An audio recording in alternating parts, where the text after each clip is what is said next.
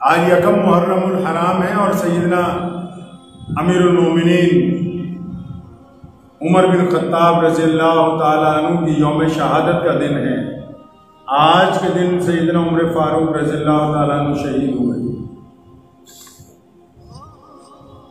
और 10 मुहर्रम को, जिसको यौम आशूरा कहते हैं, उस दिन सैयदना इमाम हुसैन रज़ियल्लाहु ताला अन्हु ने करबला के मैदान में अपनी शहादत दे के क़यामत तक आने वाले लोगों को एक दर्स दिया है, पैगाम हक और परचम हक को बुलंद रखने।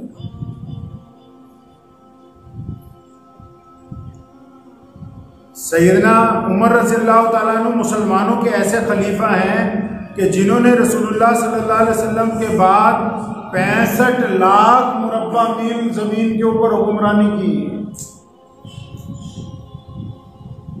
1-2 गज के नहीं ऊपर, 1-2-4 किलोमीटर पे नहीं, 1-2 सूबों पे नहीं, 1-2 मुल्कों पे नहीं।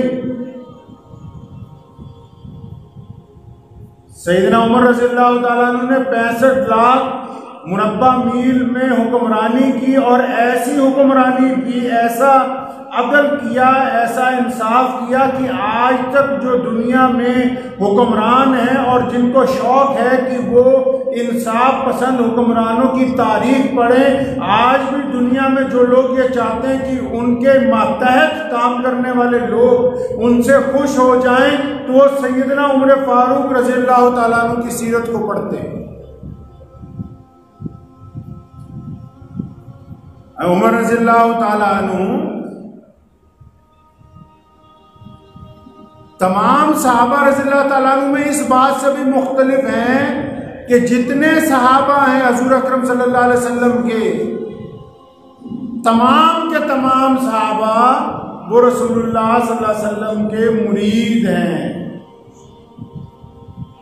खालिद बिन वलीद मक्के से चले और जाके बैत की है मदीना मुनव्वरा में रसूलुल्लाह सल्लल्लाहु अलैहि वसल्लम के पास। अपने दौर का बेहतरीन जंगजू है। बड़े बड़े जलीलुल कदर सहाबा रज़ियल्लाहु ताला अन्हु हुज़ूर सल्लल्लाहु अलैहि वसल्लम के दरबार रिसालत तक पहुंचे हैं और इधर मामला क्या है, अल्लाह ताला के दरबार में सोने रसूल सल्लल्लाहु अलैहि वसल्लम ने झोली फैला दी कि या अल्लाह, मैं चाहता हूं कि ये खत्ताब का जो बेटा है, या अल्लाह मैं चाहता हूं कि ये जो फारूक है, ए इलाहुल आलमीन, मैं चाहता हूं कि आप उमर को इस्लाम की दौलत अता फरमा दें ताकि इस्लाम को ताकत हासिल हो।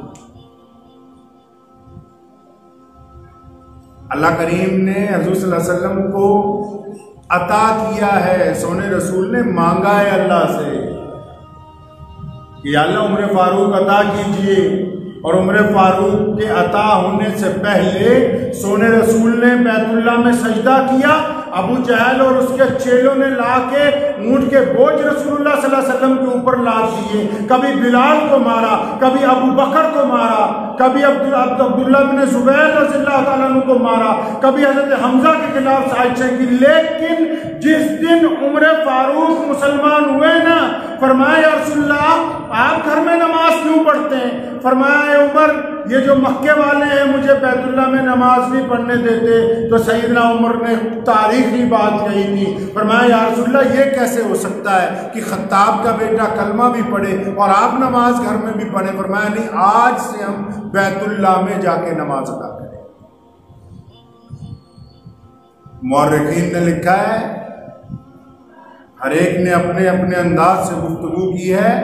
फरमाया जब उमर रज़ियल्लाहु ताला अन्हु ने इस्लाम कबूल किया ना, वो अबू जहल, वो उतबा और वलीद, उमैया, अब्दुल्ला बिन जिदान, ये बड़े बड़े गुंडे जो दंदनाते फिरते थे ना, उम्र फारूक निकले गली में और दरवाजे खटखटा के कहा, अबू जहल का दरवाजा खटखटाया, एक एक मुशरिक का, ये सुनो गुंडो, कान खोल के, कि खत्ताब का बेटा आज मुसलमान हुआ है, जिसमें जुर्रत है वो निकल कर सामने आया। आज उम्र फारूक, नारे तकबीर। और उमर फारूक रज़ियल्लाहु ताला अन्हु ने एक बड़ा कारनामा और किया है।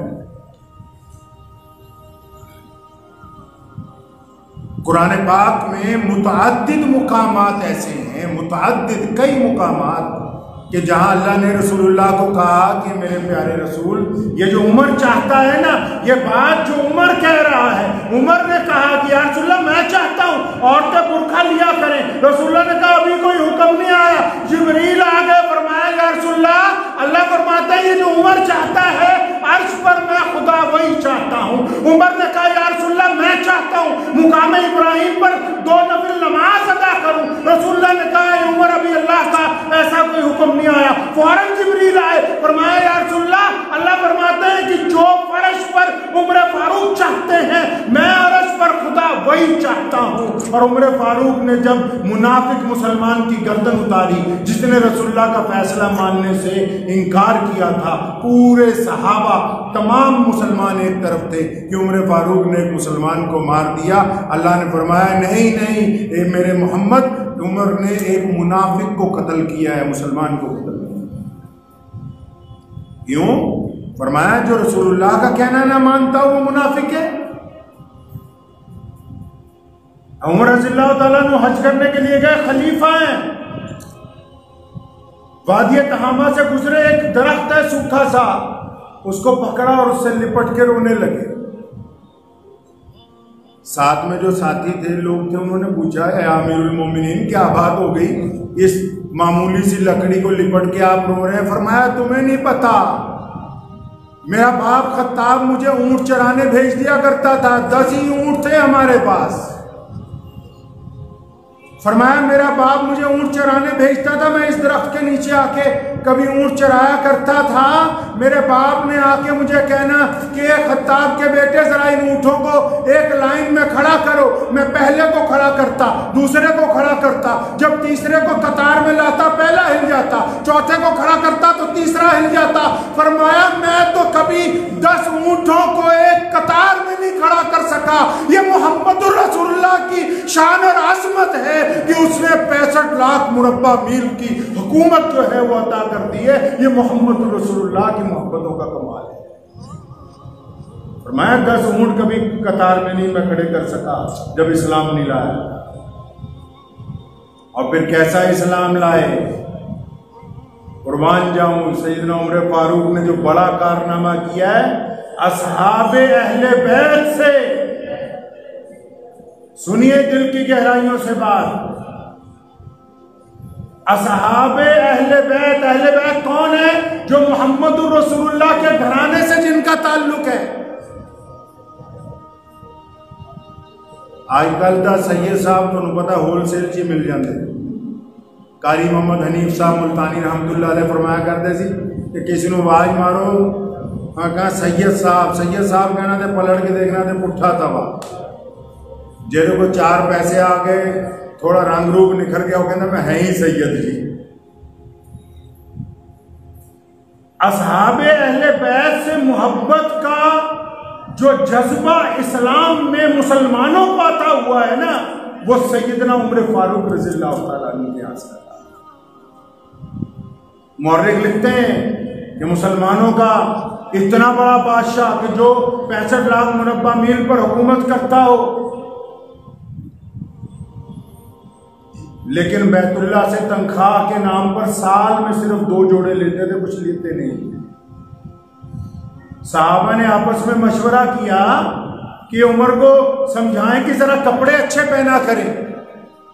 बार बार बाहर के मुल्कों के गवर्नर आते हैं, वजीर आते हैं, बड़े बड़े सफीर आते हैं। मुल्क के फारिस का एक सफीर आया, उसने मदीने में पूछा तुम्हारा बादशाह कहाँ है? फरमाया हमारे अमीरुल मोमिनीन होता है। कहता हाँ वो कहाँ है? क्या मस्जिद नबवी में चले जाओ।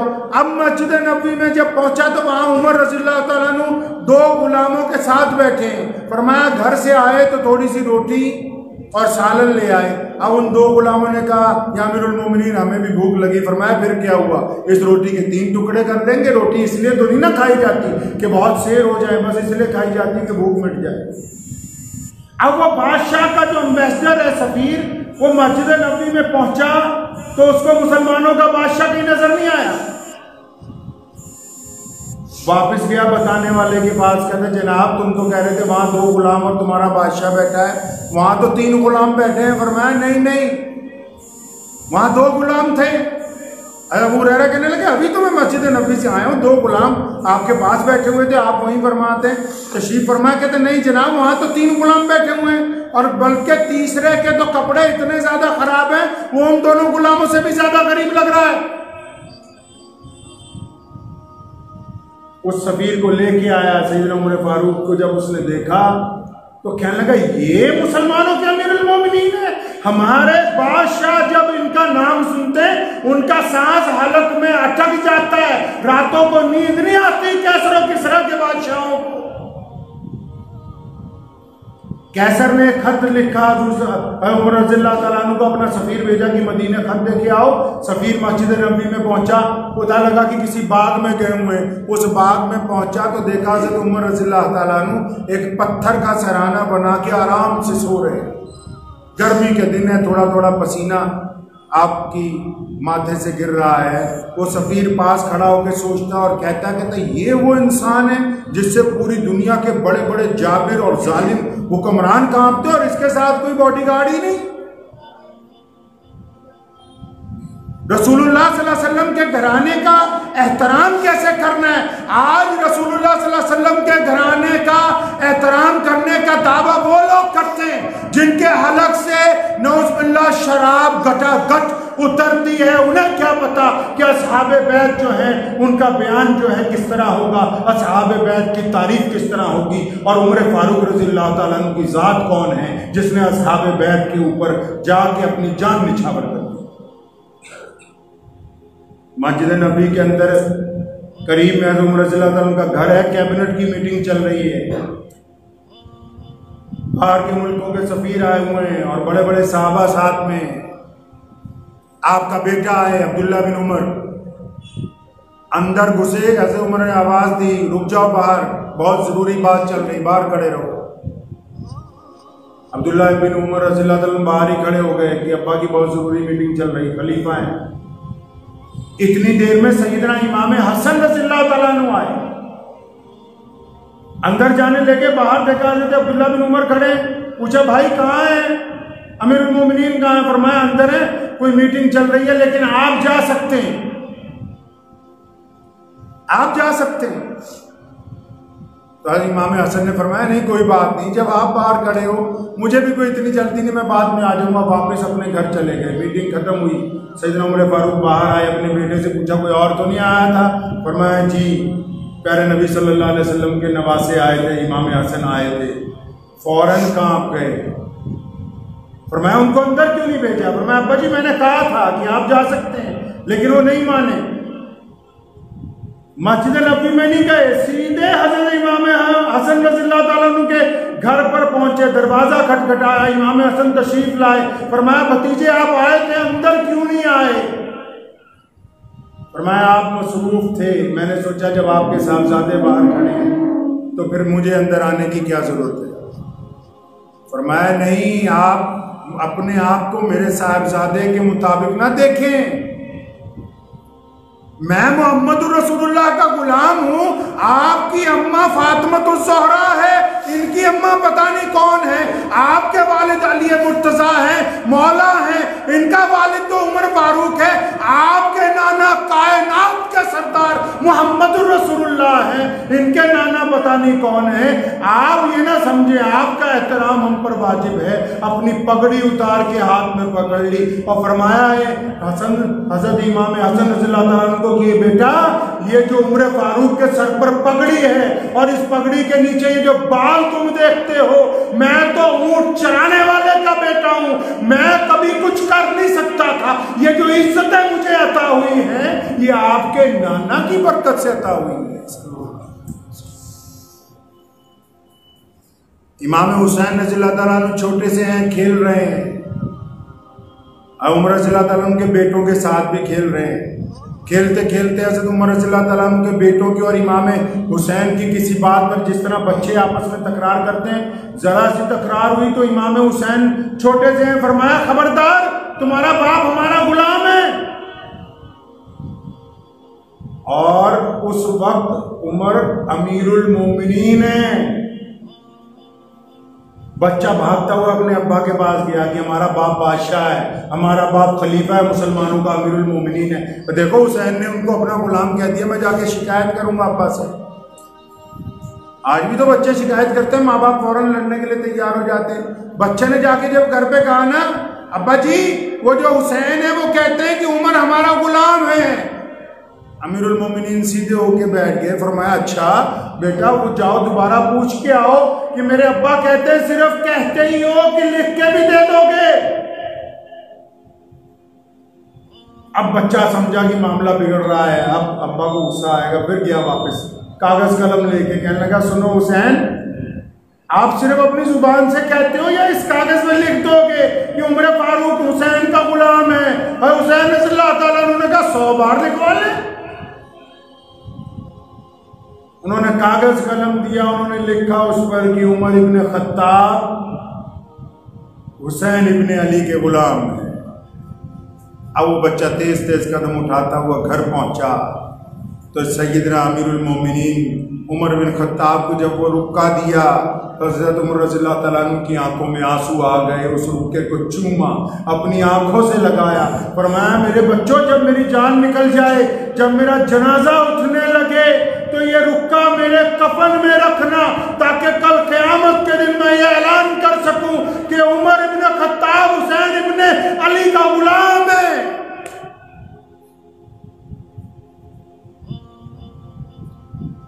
हज़रत उमर रज़ियल्लाहु ताला अन्हु जिस दिन यरूशलेम में बैतुल मुक़द्दस को फतह करने के लिए गए ना, जब मक्के से चले, मदीने से चले, तो अपने गुलाम से ये बात तय कर ली कि एक मंजिल मैं ऊंट पर सवारी करूंगा, तू पैदल चलेगा, एक मंजिल तू सवारी करेगा, मैं पैदल चलूंगा। अब जिस दिन बैतुल मुक़द्दस फतेह होना था, वहाँ यहूदियों ने, नुसरानियों ने शर्त रख दी थी कि तुम्हारा अगर खलीफा आएगा, मुसलमानों का बादशाह आएगा, तो उसी को चाबी देंगे। और मुसलमानों के 2 बड़े जर्नैल वहाँ महाज पर, कौन? अबू उबैदा बिन जर्राह रज़ियल्लाहु ताला अन्हु और खालिद बिन वलीद रज़ियल्लाहु ताला अन्हु वहाँ महाज पर हैं। और उन्होंने शर्त रख दी, फरमाया कोई बात नहीं, हम अमीरुल मोमिनीन को बुलाते। अब जिस दिन अमीरुल मोमिनीन पहुंचे बैतुल मुक़द्दस, अब वो तमाम दुश्मन बड़े बड़े जर्नैल बादशाह किले की छत पे खड़े देख रहे हैं। जब दूर से तो उन्होंने देखा कि ऊंट चला आ रहा है मदीने की तरफ से अकेला, और उसके इस्तकबाल के लिए मुसलमानों की फौज जो है लाइनों में लग गई है।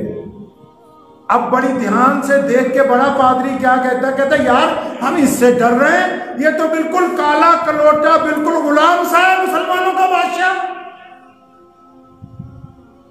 कहते यार हमारी तो बिल्कुल दिन रातों की चैन बर्बाद हुआ पड़ा है, ये जो ऊंट पे सवार होके आ रहा है, जासूसों ने बता दिया कि वो अकेले ही आ रहे हैं, ऊंट पर सवार हैं और मदीने से बस आज पहुंचने वाले हैं। बड़े गौर से देखा, कहने का हालत देखो तुम मुसलमानों के बादशाह की, अरे हम इससे डर रहे हैं। तो एक ने आवाज मारी साथ में, कहने का नीचे देखो नीचे, अरे इसका जो गुलाम है जिसने ऊंट की मुहार पकड़ रखी है, इससे ज्यादा सोना तो वो है, इससे ज्यादा लश्क तो उसमें नजर आ रही जिसके हाथ में ऊंट की महार है। और ये मुसलमानों के खलीफा को देखो बिल्कुल काला है, बद्दू है, हम तो यूं ही डरे जा रहे थे, पता नहीं कौन सी चीज आ गई है। लेकिन जब फौजों ने सलामी दी उमर इब्ने खत्ताब रज़ियल्लाहु ताला अन्हु को, और आपके लिए बेहतरीन अरबी घोड़ा और एक आला किस्म का लिबास सैयदना अबू उबैदा बिन जर्राह ने पेश किया कि आमिरुल मोमिनीन ये कपड़े पहन के चलें आप, ताकि सामने दुश्मन के साथ बैठकर बात होनी है, आपके आला तरीन लिबास पहना हो। फरमाया नहीं नहीं अबू उबैदा, ऐसा मुमकिन नहीं है, जो मुहम्मदुर रसूलुल्लाह ने हमें विरासत में दिया है, हम लोगों को दिखाने के लिए अपनी विरासत तब्दील नहीं कर सकते। और जब उनको पता लगा कि बादशाह वो है जिसने महार पकड़ रखी है ऊंट की और अपने गुलाम को ऊपर बिठा रखा है, तो उस वक्त दुश्मन के सबसे बड़े यरूशलेम के राहिब ने कहा था कि दुनिया की कोई ताकत आ जाए वो उमर इब्ने खत्ताब के रास्ते में रुकावट नहीं खड़ी कर सकती।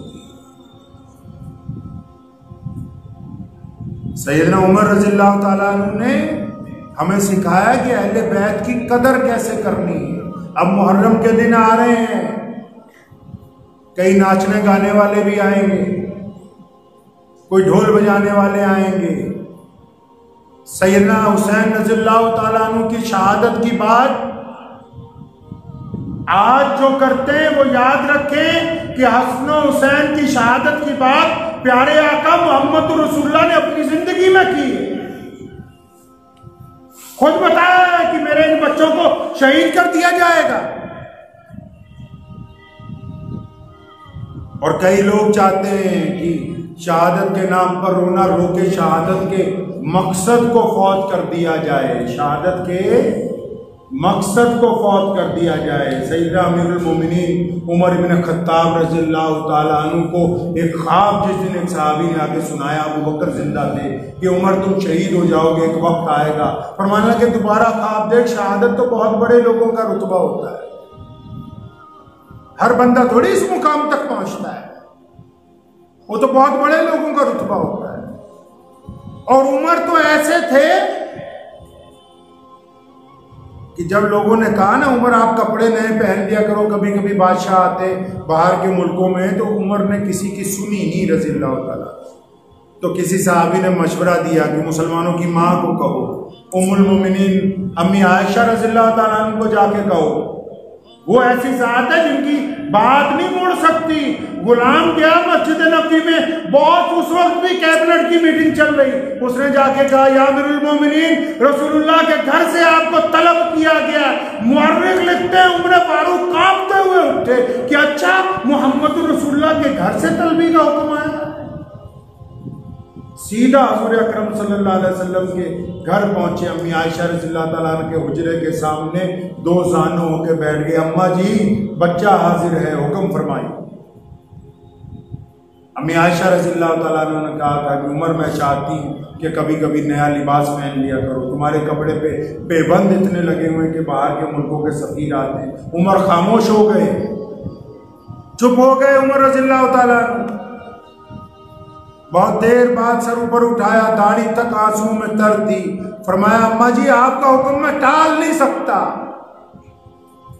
लेकिन जो काम मेरे आका सल्लल्लाहु अलैहि वसल्लम कर गए और उसके बाद अबू बकर जिस हालत में जिंदगी गुजार गए, खुदा के लिए मुझे उस काम के अंदर मेरे से जबरदस्ती ना कीजिए। और आपको पता है जहां रोज़ा रसूल है ना, जहां हुज़ूर सल्लल्लाहु अलैहि वसल्लम आराम करते हैं आज मदीने में, वो रसूलुल्लाह का घर है, अम्मी आयशा का हुजरा है। रसूलुल्लाह ने जब पर्दा किया वहीं आराम करने लगे। अबू बकर मुसलमानों के पहले खलीफा ने जब पर्दा किया दुनिया से, वो भी रोज़ा रसूल में आराम करने लगे। क्यों? क्योंकि मोहम्मद रसूलुल्लाह अम्मी आयशा के खामिद हैं, अबू बकर अम्मी आयशा के वालिद हैं। और जिस दिन उमर का इंतकाल होता है, अम्मी आयशा ने जब इजाजत दी कि उमर फारूक को भी रसूलुल्लाह के साथ आराम करने का मौका दो, उस दिन के बाद अम्मी आयशा रज़ियल्लाहु ताला अन्हा कभी रोज़ा रसूल में दाखिल नहीं हुई। फरमाया करती थी उमर गैरत वाला मर्द था, उमर गैरत वाला मर्द था। उमर के कहने पे पर्दे का हुक्म दिया गया। मुझे उसकी कब्र पर जाते हुए भी शर्म आती है, वो मोहम्मद रसूलुल्लाह की मुराद था। और काली कमली वाले ने कहा है, वो लोग ध्यान से कान खोल के सुने जिनको सहाबा से बुग़्ज़ है, जिनको अबू बकर और उमर रज़ियल्लाहु ताला अन्हु का नाम अच्छा नहीं लगता, नऊज़ुबिल्लाह, वो कान खोल के सुनो। रसूलुल्लाह ने मस्जिद नबी में कहा, दाखिल हो रहे थे, एक हाथ में अबू बकर का हाथ पकड़ा, एक हाथ में उमर फारूक का हाथ पकड़ा। फरमाया मेरे सहाबा कल क़यामत का दिन होगा, मैं अपने इन दोनों सहाबा के साथ इस तरह जन्नत में दाखिल होऊंगा जिस तरह अब अबू बकर और उमर मेरे साथ हैं। तो ये आज जो पहली तारीख है मुहर्रम की, ये भी दर्स कुर्बानी है हमारे, ये भी कुर्बानी का दर्स है अपने लिए, अपने नफ्स के लिए, अपने मुल्क के लिए, अपनी कौम के लिए, अपने गुनाहों के लिए। हमारे अंदर अगर ये जज्बा होगा कि हम अपने मुताबिक चलने की बजाय अल्लाह और उसके रसूल के मुताबिक अपने नफ्स को कुर्बान करेंगे, अल्लाह और उसके रसूल के मुताबिक हम कुर्बानी देंगे, तब हम कामयाब हो सकते हैं। अल्लाह ने कहा ना कि जिनमें तुम इज्जतें तलाश करते हो उनमें इज्जत मिलने वाली। नहीं। अल्लाह फरमाते हैं जहां तुम इज्जत तलाश करते हो वहां इज्जत मिलने वाली नहीं है। हाँ, इसलिए हमेशा याद रखिए कि इस्लामी साल नौ का ये पहला महीना, आज पहली तारीख, दुआ करें कि अल्लाह ताला नए इस्लामी साल में पूरी दुनिया के लोगों के ऊपर रहम फरमाए और इस नए इस्लामी साल में हमें सही माना में मोहम्मद रसूलुल्लाह सल्लल्लाहु अलैहि वसल्लम के हुक्म के मुताबिक ज़िंदगी गुजारने की तौफीक अता फरमाए। वाखिरु दावाना अल्हम्दुलिल्लाह। मुझे उम्मीद है कि आपको ये वीडियो पसंद आई होगी। अगर पसंद आई हो तो ये आप अपने दोस्तों के साथ शेयर करें और इस चैनल को सब्सक्राइब ज़रूर करें।